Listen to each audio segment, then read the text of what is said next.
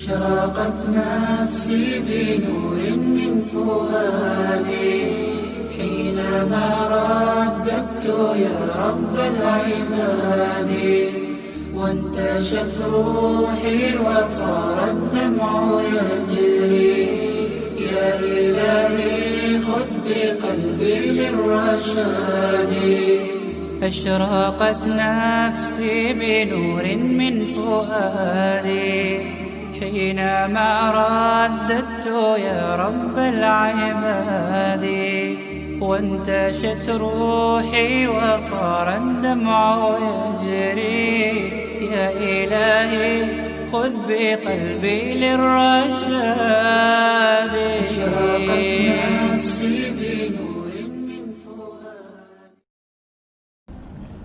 Ada seorang guru hafal Quran datang menemui saya, minta maaf karena sampai 2016 dia mengatakan saya kafir karena saya mengatakan Ar-Rahman al-Ashistawa itu adalah al-istila, Allah berkuasa.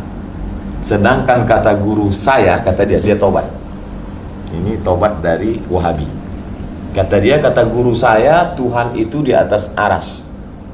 Maka siapa yang mentakwil itu kafir. Ustadz Somad itu gimana? Ustadz Somad itu kafir.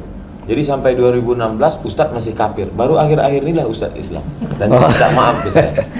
Saya pikir begitu berbahaya. Tadi Kiai menjelaskan itu begitu simpelnya, sederhana. Tapi bagi masyarakat, berapa banyak Ustadz dan Kiai dikafirkan hanya karena mentakwil.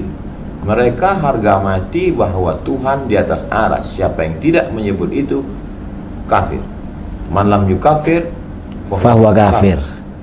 Bagaimana bahayanya ini kepada umat? Karena mengkafirkan orang lain, mengkafirkan orang muslim itu akan kembali kepada dirinya sendiri. Walaupun kita tidak mengkafirkan mereka yang mengkafirkan kita. Saya tadi berharap Kiai mengkafirkan, jadi saya dapat legitimasi iya. Begitu. Masalah ini di kalangan Asy'ariyah terjadi khilaf.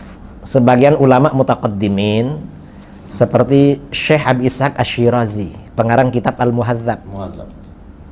Kata beliau, ahli bid'ah yang mengkafirkan kita berarti kafir. Kata beliau.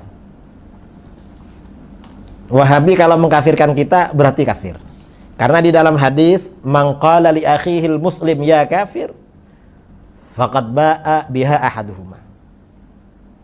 Cuma kata Imam Nawawi dalam Raudhah, juga dalam Raudhatut Thalibin, pendapat yang muktamad tidak kafir. Mengapa? Karena mereka ini ada syubhat. Mengkafirkan ini karena ada syubhat di dalam pikirannya. Apa kira-kira yang memotivasi mereka untuk tajsim? Yang memotivasi mereka ya kurang belajar, nggak mau belajar. Tapi doktor. Ya dia doktor bidang apa Ustadz? Akidah di Madinah Al-Munawwarah. Lah terus akidahnya akidah apa doktornya? Pada zaman sekarang ini para asatid, para ulama, para kiai, para habaib itu memang harus gigih menjelaskan akidah Ahlus Sunnah wal Jamaah. Kemudian juga meluruskan syubhat-syubhat orang-orang yang menyimpang dari Ahlus Sunnah wal Jamaah. Termasuk tadi yang berkeyakinan Tuhan bersemayam di arsy, lalu pukul 3 pagi turun ke langit pertama. Nah, biasanya semua akidah yang menyimpang itu tidak rasional. Karena kalau salafi ini dikejar, Tuhan ini turun pukul 3 pagi. Itu pukul 3 pagi ikut waktu daerah mana? Kalau waktu istiwa kan jalan terus. Jalan terus. Setiap matla itu selisihnya kan kecil. Berarti Tuhan pindah-pindah. Ya. Kalau waktu Indonesia dibagi 3. Itu pukul 3 ikut daerah mana? Mereka mungkin jawabnya turun terus. Nah, kalau turun terus lalu naiknya kapan? Itu kan problem. Nanti mereka ditanya, ngapain turun? Mungkin mereka bilang, loh Tuhan itu turun untuk mendengar doa kamu, makanya bangun sholat tahajud. Lalu kita tanya, apa kalau tidak turun nggak dengar?